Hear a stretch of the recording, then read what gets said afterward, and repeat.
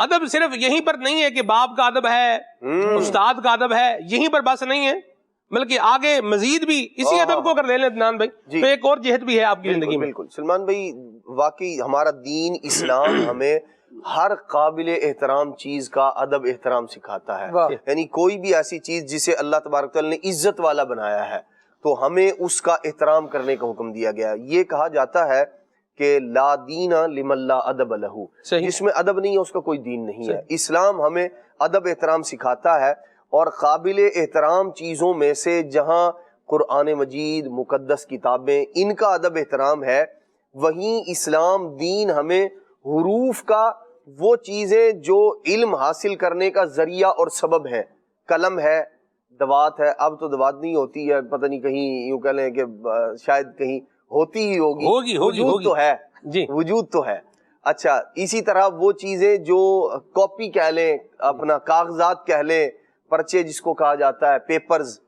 یہ چیزیں وہ ہیں کہ جو علم کے حصول کا ذریعہ ہیں۔ جب آدمی مدرسے جاتا ہے تو ڈیسک ہے جس کے اوپر وہ اپنی کتابیں وغیرہ رکھتا ہے، یہ بھی علم کے حصول کا ذریعہ اور سبب ہے۔ کلاس روم ہے جہاں بیٹھ کر اس نے علم حاصل کرنا ہے، استاد ہے، ایسے ہی جو درس گاہ ہے وہ علم کے حصول کا ذریعہ اور سبب ہے۔ یہ ساری کی ساری چیزیں وہ ہیں جن کا ادب احترام کرنا چاہیے، بالخصوص وہ جو علم کے حصول کا کلوز ذریعہ ہے، کاغذ ہے اور قلم ہے۔ حضرت مفتی اعظم ہند رحمۃ اللہ تعالی علیہ، آپ کا مبارک انداز کیسا تھا؟ حروف مفردہ، علیحدہ علیحدہ جو حروف لکھے جاتے ہیں ان کا بھی احترام، یعنی ایک تو ہے تحریر، اس کا تو ادب ہے ہی ہے، جو حروف مفردہ ہیں ان کا بھی احترام فرمایا کرتے تھے، اور جو سادے کاغذ ہوتے تھے نا ان کی بھی تعظیم فرمایا کرتے تھے، ان کا بھی احترام کیا کرتے تھے، اور کرنا چاہیے ہم سب کو۔ ایک بار ایسا ہوا، حضرت مفتی اعظم ہند رحمۃ اللہ تعالی علیہ آپ جو ہے وہ تشریف لائے ایک جگہ باندہ میں، جامعہ تھا، مدرسہ تھا اس کے اندر، تو سواری سے اترے اور آپ ابھی چند قدم چلے تھے،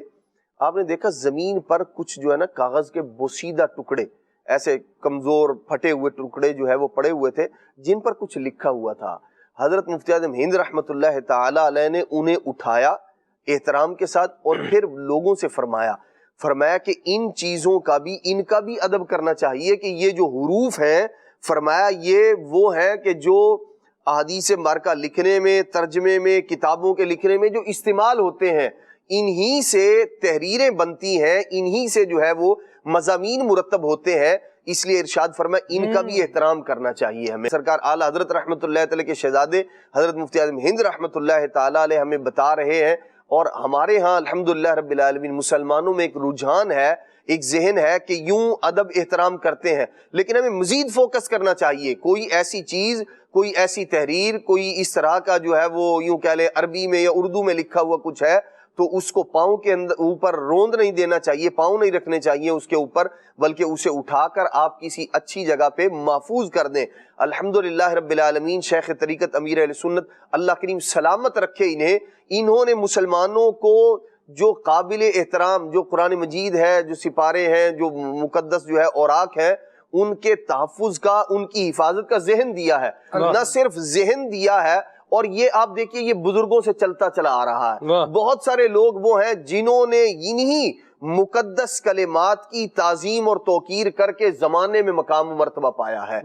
اور الحمدللہ رب العالمین یوں ہی امیر اہل سنت ہمیں اس بات کا ذہن دیتے ہیں، اور پورے کا پورا ایک شعبہ بھی بنایا تحفظ اوراق مقدسہ کے عنوان سے۔ ہمیں چاہیے ہم ان اسلامی بھائیوں کا بھی ساتھ دیں، اور خود سے بھی اپنے آپ کو بھی یوں کہہ لیں کہ اس کام کے لیے تیار رکھیں، اس بندہ جو ہے کوشش میں ہو کہ کوئی بھی ایسی چیز کہ جو زمین پر پڑی ہو تو اس کی توہین ہوتی ہو، وہ کبھی بھی وہاں نہیں رہنی چاہیے، جس پر نظر پڑ جائے اسے اٹھا لینا چاہیے اور گرانے سے بھی بچنا چاہیے۔ بعض لوگوں کا انداز یہ ہوتا ہے کہ وہ مطلب بعض جو دکاندار اور تاجر حضرات ہیں انہیں بھی کوشش کرنی چاہیے کہ وہ جو اخبارات یا اس طرح کے جو کاغذات جن پر لکھا ہوا ہوتا ہے، اور بعض اوقات مقدس تحریریں بھی ہوتی ہیں، اس کے اندر جو ہے وہ چیزیں لپیٹ کے دے دیں گے یا اور اس طرح کی جو ہے وہ انداز اختیار کرتے ہیں، یہ کسی مسلمان کے لیے ہرگز زیب نہیں دیتا۔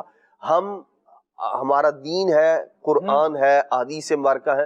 ہم ان سے محبت کرنے والے ہیں، یہ ہمارے نبی علیہ الصلوۃ والسلام کے فرامین، ہمارے رب کا کلام ہے، ہمیں چاہیے ہم اس کی تعظیم کریں، اس کی توقیر کریں، جتنی عزت کریں گے اتنا مقام و مرتبہ پائیں گے۔